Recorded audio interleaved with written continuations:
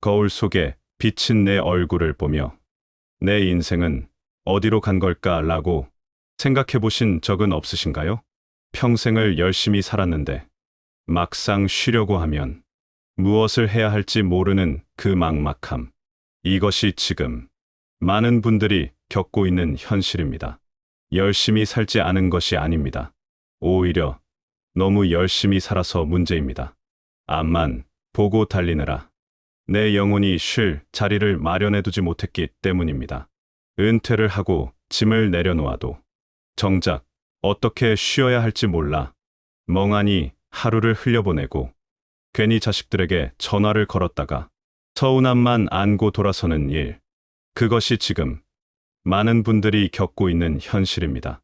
이제는 삶의 방식을 바꾸어야 합니다. 60 이후의 삶은 더 채우고 성취하는 시간이 아니라 비우고 즐기고 나 자신으로 돌아가는 시간이어야 합니다. 다산 정약용 선생님은 혹독한 유배지에서도 삶을 지키고 즐기는 법을 터득했습니다. 오늘은 정약용의 지혜를 통해 60부터는 왜 그냥 놀아야 하는지, 그리고 어떻게 노는 것이 진짜 남는 장사인지를 3가지 원칙으로 살펴보겠습니다. 첫째, 자신을 옥죄던 사회적 가면을 벗어던지고 진짜 나와 노는 법입니다. 둘째, 타인의 시선에서 벗어나 고독이라는 가장 품격 있는 친구와 노는 법입니다. 셋째, 세상의 쓸모가 아닌 오직 나의 기쁨을 위한 공부로 노는 법입니다. 본격적인 이야기에 앞서 잠시 한 남자의 이야기를 들려드릴까 합니다. 여기 평생을 대기업 임원으로 살았던 65세 김철수 씨가 있습니다. 그는 현직에 있을 때 누구보다 바빴고 누구보다 인정받는 사람이었습니다. 그의 휴대전화에는 수천 명의 연락처가 저장되어 있었고 저녁마다 약속이 끊이지 않았죠. 하지만 은퇴 후 3년이 지난 지금 그의 전화기는 하루 종일 울리지 않습니다. 처음에는 등산도 다니고 골프도 쳤지만 그것도 하루 이틀이지. 이제는 아침에 눈을 뜨는 것조차 두렵다고 합니다. 오늘 하루는 또 어떻게 때우나. 그는 자신이 사회에서 버려진 부품 같다는 생각에 우울증까지 앓게 되었습니다. 그는 왜 이렇게 괴로운 걸까요? 그건 바로 인생을 숙제처럼 해치우며 살아왔기 때문입니다. 이제 숙제가 끝났는데 노는 법을 배우지 못한 아이처럼 방황하고 있는 것이죠. 김철수 씨의 이야기가 남의 일처럼 들리지 않는다면 오늘 이 시간이 여러분의 인생을 바꿀 중요한 전환점이 될 것입니다. 첫째, 자신을 옥죄던 사회적 가면을 벗어던지고 진짜 나와 놀아야 합니다. 우리는 평생토록 누군가의 무엇으로 살아왔습니다. 누군가의 부모, 누구의 배우자, 어디의 부장, 어느 모임의 회장. 이런 호칭들이 마치 내 몸의 일부인 양 착각하며 살아옵니다. 이것을 우리는 감투 혹은 직함이라고 부르지만 엄밀히 말하면 이것은 세상이 우리에게 씌워준 가면입니다. 젊은 날에는 이 가면이 필요합니다. 가족을 부양하고 사회적 지위를 얻기 위해 때로는 내 본 모습을 숨기고 가면이 원하는 연기를 해야 했으니까요. 싫은 사람에게도 고개를 숙이고 하고 싶은 말을 참고 자존심을 굽히며 살아온 그 세월을 누가 함부로 폄하할 수 있겠습니까? 하지만 60이 넘어서까지 이 가면을 쓰고 있으려 한다면 그때부터 인생은 지옥이 됩니다. 이미 무대 위에서 조명이 꺼지고 막이 내렸는데 분장을 지우지 않고 무대 위를 서성이는 배우를 상상해 보십시오. 그 모습이 얼마나 처량하고 안쓰럽습니까? 그런데도 많은 분들이 은퇴 후에도 내가 왕년에는 말이야라는 말을 입에 달고 삽니다. 명함을 돌릴 곳이 없어지면 불안해하고 자신을 대우해 주지 않는 세상에 대해 분노합니다. 이것은 아직도 자신이 기능으로서만 가치가 있다고 믿기 때문입니다. 다산 정약용 선생의 삶을 들여다볼까요? 그는 정조대왕의 총애를 한 몸에 받던 조선 최고의 엘리트 관료였습니다. 그의 말 한마디면 세상이 움직이던 시절이 있었지요. 하지만 정조가 승하하고 신유박해가 일어나면서 그는 하루아침에 대역죄인이 되어 머나먼 강진으로 유배를 떠나게 됩니다. 화려한 관복은 벗겨지고 초라한 죄수의 옷을 입게 되었습니다. 가족들은 뿔뿔이 흩어졌고 그를 따르던 수많은 사람들은 등을 돌렸습니다. 세속적인 기준으로 보자면 그의 인생은 거기서 끝난 것이나 다름없었습니다. 만약 정약용 선생이 내가 누군데, 내가 한양에서 얼마나 잘 나갔는데 하며 과거의 영광만 붙들고 있었다면 아마 그는 유배지에서 화병으로 죽고 말았을 것입니다. 하지만 정약용 선생은 그곳에서 비로소 가면을 벗었습니다. 관료 정약용이 아닌 인간 정약용으로 돌아간 것입니다.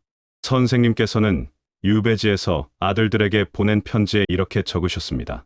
벼슬이라는 것은 뜬구름과 같아서 바람이 불면 흩어지는 것이다.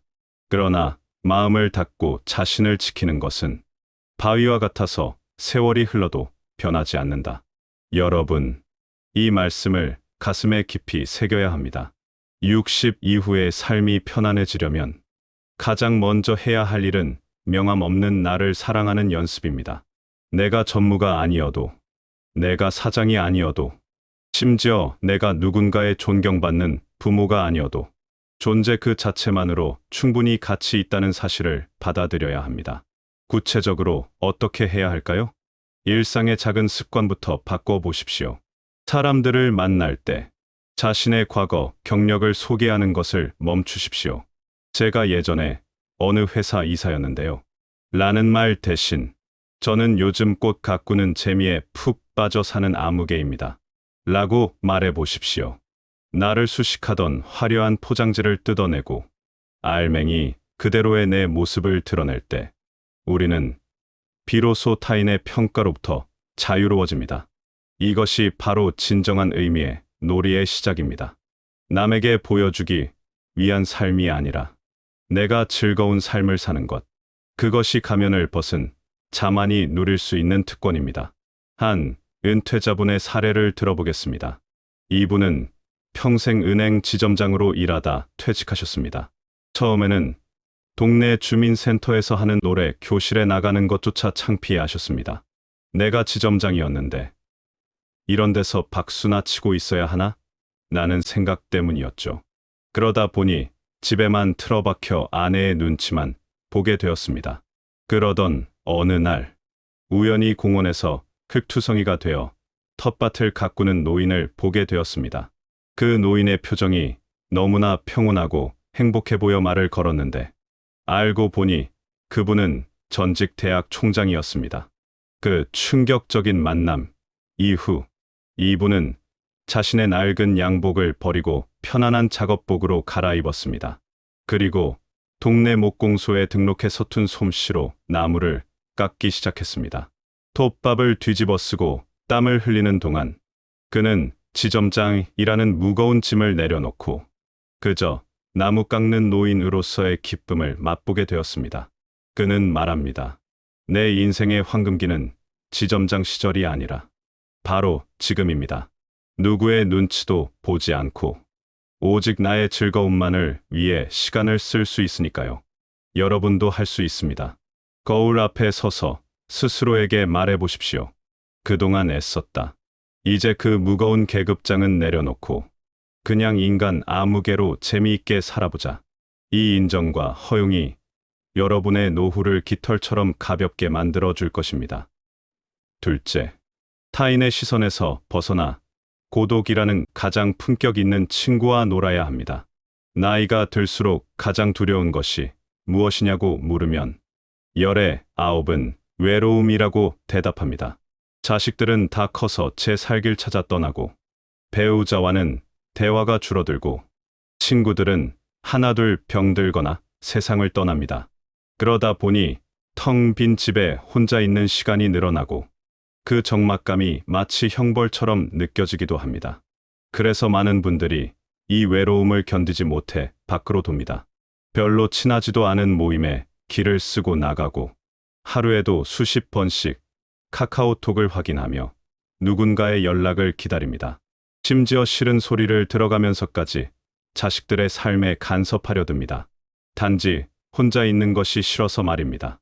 하지만 냉정하게 생각해 봅시다. 사람들 속에 섞여 시끌벅적하게 떠들고 돌아온 날, 여러분의 마음은 진정으로 채워지던가요? 아니면 오히려 더 큰 공허함이 밀려오던가요? 군중 속의 고독이라는 말이 있듯 타인에게 의존해서 얻는 위안은 일시적인 마취제일 뿐입니다. 약효가 떨어지면 고통은 더 크게 찾아옵니다. 다산 정약용 선생은 이 고독을 전혀 다르게 해석하셨습니다. 선생님에게 유배지에서의 고립은 저주가 아니라 축복이었습니다. 세상의 소음이 차단된 그곳에서 선생님은 오롯이 자기 자신과 대면할 수 있는 시간을 가졌습니다. 선생님께서는 이를 홀로 즐긴다는 뜻의 동락이라 표현하셨습니다. 다산초당에 머무르며 차를 마시고 구름을 바라보고 새소리를 듣는 그 모든 순간이 선생님께는 최고의 놀이였습니다. 선생님께서는 말씀하셨습니다. 사람들은 혼자 있는 것을 근심이라 여기지만 나는 혼자 있는 시간을 통해 나를 돌아보고 마음의 밭을 경작한다. 혼자 있을 때 삼가고 조심하는 신독이야말로 군자가 지켜야 할 최고의 덕목이다. 여기서 신독이라는 개념은 단순히 도덕적으로 바르게 행동한다는 뜻을 넘어섭니다. 아무도 보는 사람이 없을 때 비로소 내 영혼의 밑바닥을 들여다보고 나 자신과 깊은 대화를 나눈다는 뜻입니다. 남에게 보여주기 위한 삶이 아니라 나 스스로에게 부끄럽지 않고 떳떳한 삶을 사는 힘은 바로 이 고독 속에서 길러집니다. 60부터 인생이 편안해지려면 고독을 외로움이라는 부정적인 단어가 아니라 자유라는 긍정적인 단어로 바꿔 읽어야 합니다. 고독은 더 이상 피해야 할 대상이 아니라 우리가 적극적으로 즐겨야 할 가장 우아한 놀이입니다. 혼자 밥 먹는 것을 처량하게 생각하지 마십시오. 그것은 내가 먹고 싶은 메뉴를 내가 원하는 속도로 가장 편안하게 음미할 수 있는 미식의 시간입니다. 혼자 산책하는 것을 쓸쓸하게 여기지 마십시오. 그것은 누구의 보폭에도 맞출 필요 없이 바람과 햇살을 온전히 내 것으로 만드는 사색의 시간입니다. 예를 들어보겠습니다. 여기 평생 남편과 자식 뒷바라지만 하며 살았던 박 여사님이 계십니다. 그녀는 혼자서는 아무것도 못하는 분이었습니다. 장을 보러 갈 때도 병원을 갈 때도 늘 누군가와 함께여야 마음이 놓였습니다. 그러다 남편과 사별하고 혼자가 되었을 때 그녀는 세상이 무너지는 것 같은 공포를 느꼈습니다. 하루 종일 텔레비전을 켜놓고 사람 말소리를 들어야 겨우 잠이 들 정도였으니까요. 하지만 그녀는 우연히 시작한 필사 취미를 통해 고독의 기쁨을 알게 되었습니다. 새벽에 일어나 따뜻한 차 한 잔을 우려놓고 좋아하는 시를 노트에 한 글자씩 옮겨 적는 그 고요한 시간. 그녀는 그 시간 속에서 평생 잊고 살았던 소녀 박 씨를 다시 만났습니다. 이제 그녀는 말합니다. 예전에는 혼자 있는 게 무서워서 벌벌 떨었는데 이제는 혼자 있는 이 새벽 시간이 기다려져요. 누구의 방해도 받지 않고 오직 나와 노는 이 시간이 제 인생의 보물입니다. 여러분, 관계를 끊으라는 말이 아닙니다. 다만 관계에 목숨 걸지 말라는 것입니다. 타인에게서 행복을 구걸하지 말고 스스로 행복을 생산해 낼 수 있는 자가발전의 힘을 길러야 합니다. 그 힘은 오직 고독을 즐길 줄 아는 사람에게만 주어집니다. 친구들과 어울려 노는 것도 좋지만 일주일에 하루, 아니 하루에 1시간만이라도 철저하게 혼자가 되어 보십시오. 스마트폰도 끄고 텔레비전도 끄고 그저 창밖의 나무를 바라보거나 조용히 음악을 들어보십시오. 그 정막 속에서 들려오는 내면의 소리에 귀 기울일 때 비로소 우리는 진정한 마음의 평화를 얻을 수 있습니다. 셋째, 세상의 쓸모가 아닌 오직 나의 기쁨을 위한 공부로 놀아야 합니다. 우리는 평생 써먹기 위한 공부만 해왔습니다. 좋은 대학에 가기 위해 국영수를 공부했고 취직하기 위해 자격증 공부를 했고 승진하기 위해 어학 공부를 했습니다. 늘 목적이 있었고, 결과가 있어야 했고, 경쟁에서 이겨야 했습니다. 그러다 보니 공부라는 단어만 들어도 머리가 지끈거리고 거부감부터 듭니다. 하지만 60 이후에 해야 할 공부는 다릅니다. 이때의 공부는 출세를 위한 수단이 아니라 그 자체로 즐거움이자 놀이여야 합니다. 다산 정약용 선생은 유배 기간 동안 무려 500권이 넘는 책을 저술하셨습니다. 경세유표, 목민심서 같은 부류의 명작들이 모두 이 시기에 탄생했습니다. 사람들은 묻습니다. 귀양살이하느라 힘들었을 텐데 어떻게 그 많은 책을 썼습니까? 하지만 정약용 선생에게 글을 쓰고 책을 읽는 것은 노동이 아니었습니다. 그것은 절망적인 현실을 잊게 해주는 유일한 탈출구이자 정신적인 유의였습니다.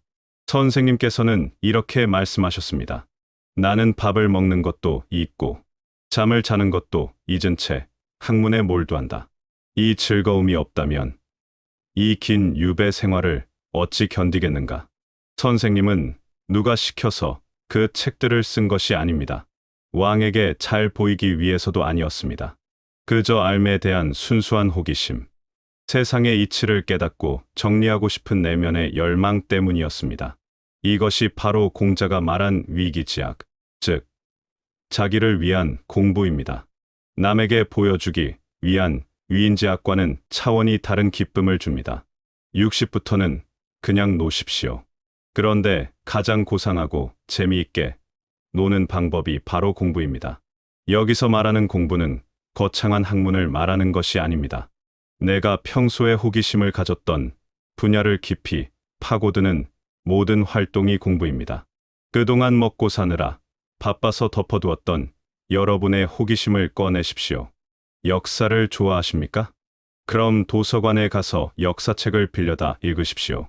시험 볼 것도 아닌데 연도를 외울 필요가 없습니다. 그저 옛날 이야기를 듣듯이 즐기면 됩니다. 식물을 좋아하십니까? 베란다에 화분을 놓고 식물 도감을 찾아보며 꽃 이름을 외우십시오. 누가 상을 주는 것도 아니지만 새순이 돋아나는 것을 보며 생명의 신비를 깨닫는 기쁨은 그 어떤 보석보다 값집니다. 영어를 배우고 싶으십니까? 취직하려고 배우는 게 아니지 않습니까? 그저 좋아하는 팝송 가사를 해석해보고 외국 여행 가서 커피 한 잔 주문해보는 상상을 하며 즐기십시오. 잘할 필요도 없고 빨리 할 필요도 없습니다. 그 과정 자체를 즐기는 것이 바로 놀이로서의 공부입니다. 제 주변에 70이 넘으신 한 어르신은 뒤늦게 한자 공부에 빠지셨습니다. 젊은 시절에는 먹고 사는 게 급해 까막눈이나 다름없었는데 복지관에서 서예를 배우면서 한자의 매력을 알게 되신 겁니다. 하루 종일 신문지에 먹글씨를 쓰시는데 손은 검게 물들고 허리는 아프지만 얼굴은 아이처럼 해맑으십니다. 이 글자 하나하나에 담긴 뜻을 알아가는 게 얼마나 재미있는지 몰라. 시간 가는 줄을 모르겠어. 이분에게 한자 공부는 지겨운 학습이 아니라 세상과 소통하는 새로운 놀이판입니다. 이 어르신의 눈빛은 웬만한 청년보다 더 총기가 돕니다. 뇌가 늙지 않고 끊임없이 새로운 자극을 받아들이며 춤을 추고 있기 때문입니다. 정약용 선생은 말씀하셨습니다. 늙어서 하는 공부야말로 진정한 공부다. 젊어서는 입신양명을 위해 공부하지만 늙어서는 마음을 다스리고 인생을 음미하기 위해 공부하기 때문이다. 세상에 쓸모없는 공부는 없습니다.